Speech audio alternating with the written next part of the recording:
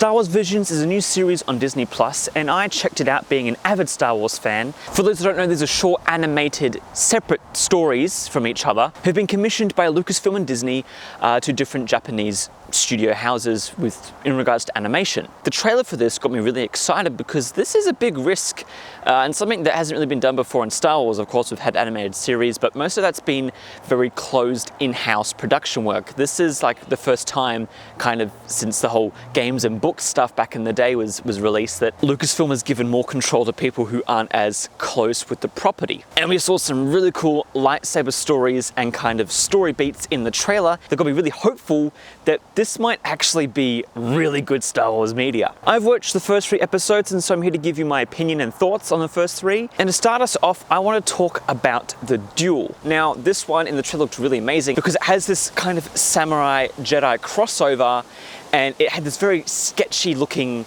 rendering on the animation, so I thought there's going to be some amazing hand-drawn animation we're going to see to start us off. However, fun fact guys, most of this stuff is computer-generated graphics. That's right, CGI, 3D models that have been rendered in a way to make it look like pencil cross-sketching.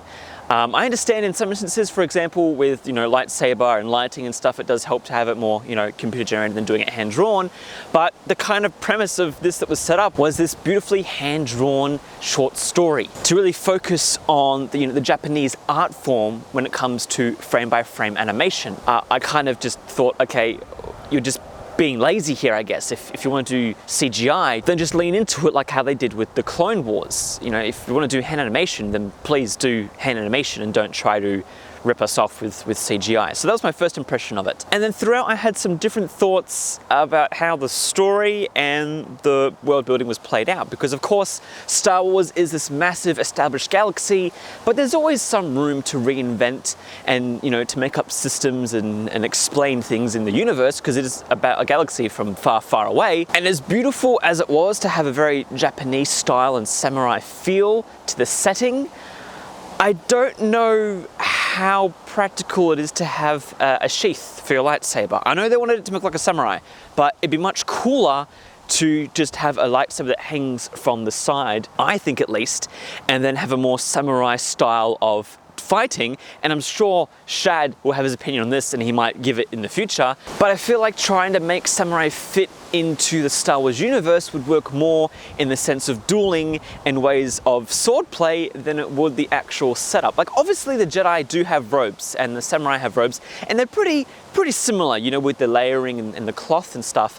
But I think in regards to the sheath, it was look, it's not world breaking, okay? It's a little cool thing that you can do to put your saber in, but also it's a lightsaber. Like, you do not want to put your hand near that thing. And this Jedi Sith holds the sheath as he puts the saber in. And so again, it would just make more sense to just turn the saber off than it would to try and sheath it. And I just need a bit more explanation as to why that would be practical, because I've dressed up on the game night, and having a samurai sheath on your side, any sword really on your side, is going to be more cumbersome and annoying, and you need to be really careful on where it goes and what it hits, than it would be just to have a piece of metal that just hangs on your belt, a little shorter, like the lightsabers do. And so is it the cool factor? I think so. Completely it's the cool factor, but for me it was just a little bit too showy.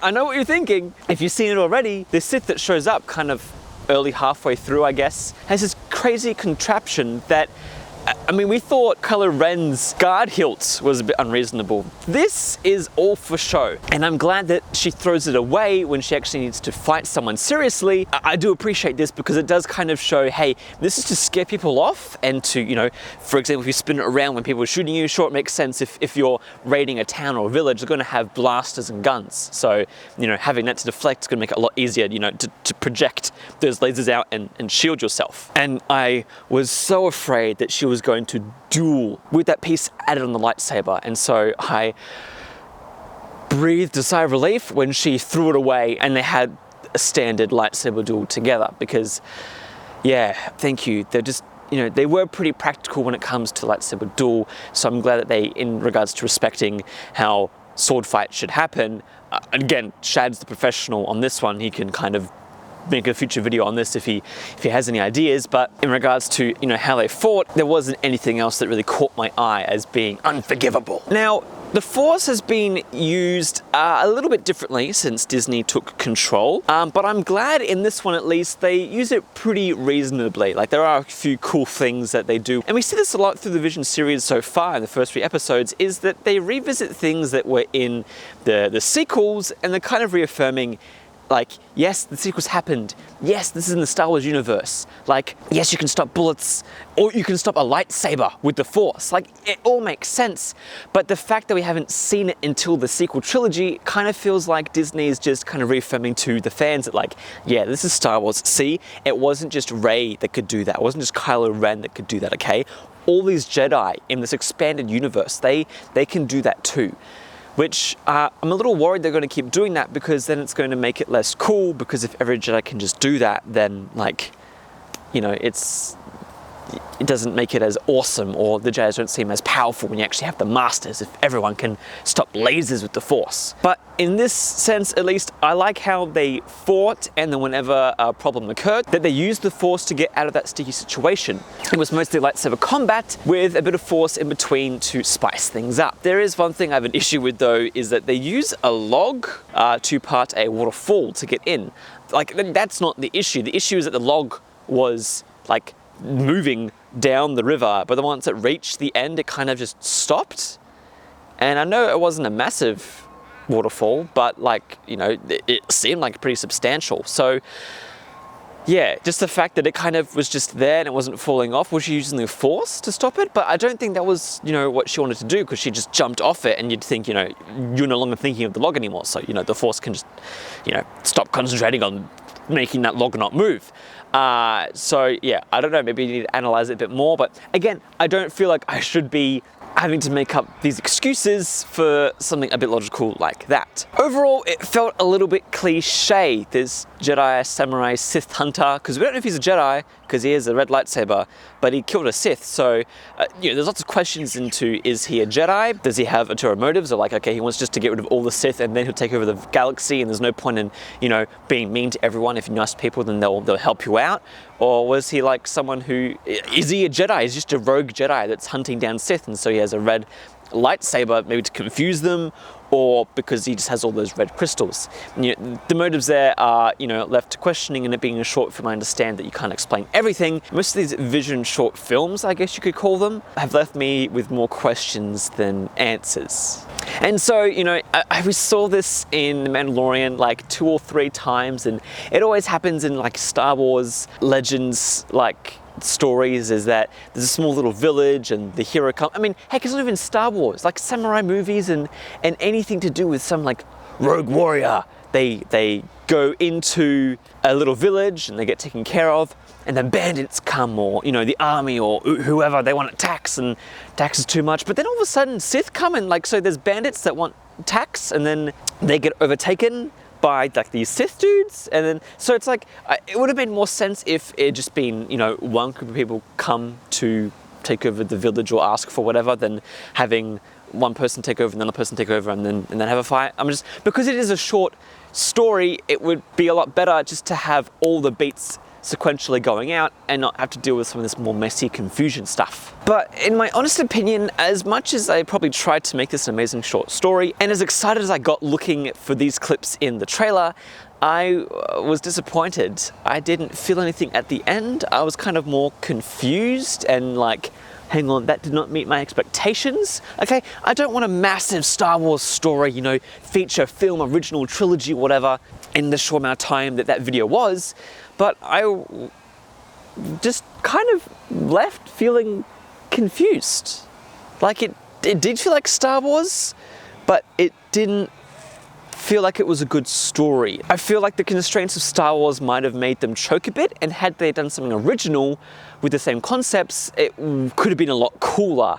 So in summary, the duels was a disappointment to me, and was sad that first episode, which was very promising to begin with, kind of ended so flatly. The next episode was Tatooine Rhapsody, and I was really excited for this because for starters, we open up with clones and droids from the Clone Wars, and a young Padawan Jedi running, and I was like, oh yes, and it was hand-drawn too. Like there's obviously some CG set pieces and whatever. I understand that in environments making CG, ships and whatever, that's fine. It's when the characters and, some of the motion gets lost in the CG stuff, that's when I think it should be hand-drawn instead. But this character, it was a very Japanese anime style Padawan getting chased, breaks his lightsaber, oh, sweet! And then he meets this dude and he becomes a rock star. I would just expect that you would want to find other Jedi, or you want to try and fix your lightsaber, but instead you start a rock band, and then Boba Fett shows up. So obviously, it's been a substantial amount of time between that first clip and later. Even though he doesn't look much older or anyone's, much taller, although that's just, I feel like, the art style. One of the main things that my wife asked me when watching this was this even Star Wars? And I had the same question. Like, music in Star Wars is very strange, and we've seen that. Whenever music is present in Star Wars, it's usually some very peculiar stuff, and I don't agree with all of it, even though it is, canon per se.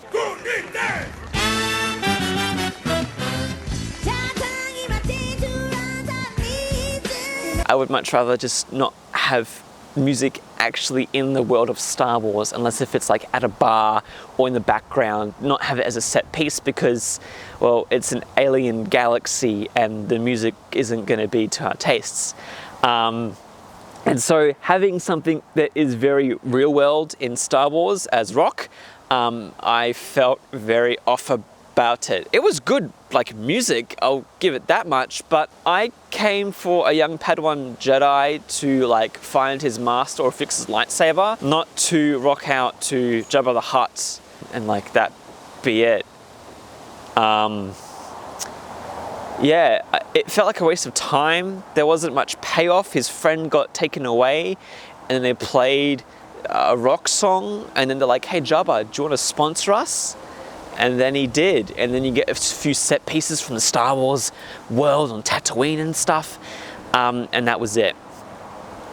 I felt this one so far was probably the worst one, because I feel like I can get more story and emotion out of an episode of Bluey than I did out of this one. This one fell very flat for me. Yeah, I was really reluctant to even start the next one after that. And finally, for this episode of reacting to Star Wars Visions, I want to talk about the twins. And this got me excited because this reminded me of Star Wars Old Republic cinematic trailer for the MMO about these two twins who fought against each other, and they were, I think, the dark side, if memory serves me correct. But so I was excited to see something like this in animated form. I guess we kind of did, but for different reasons. I was excited a little bit at first because I saw the Star Destroyer and I was like, all right, we're going back to original trilogy. There's two.